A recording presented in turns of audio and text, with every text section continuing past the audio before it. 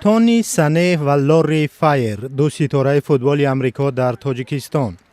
آنها در دسته‌های فوتبال زنانه و مردانه در بازی‌های جام جهانی در سال‌های 1990 و 2000 آمریکا را معرفی کردند.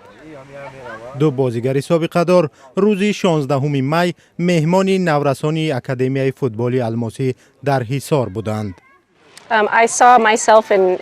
من در سیمای هر یک آنها خودم را دیدم. من مثل آنها خرد بودم، بازی را دوست می داشتم و موی سرم هم کوتاه بود، شبیه پسران بودم. ما دختران و پسران یک جا بازی می کردیم. اگر می باختم روزم سیاه می شد. صبح خیر دوستانی عزیز، صبح خیر.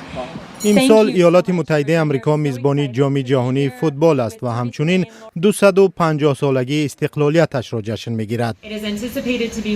سفارت ایالات متحده آمریکا در تاجیکستان با نظرداشت این و هم به خاطر تبلیغ ورزش و دوستی ورزشگران را به تاجیکستان آورده است.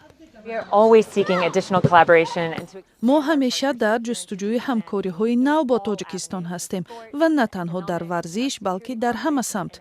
اقتصاد، امنیت، تندرستی درهای ما باز است و ما برای همکاری بهتر و بیشتر با تاجیکستان تلاش می‌کنیم. نورسان با فوتبال بازانی معروف که حالا هر کدام در امریکا صدها نورس را درس بازی فوتبال می‌دهند صحبت کردند.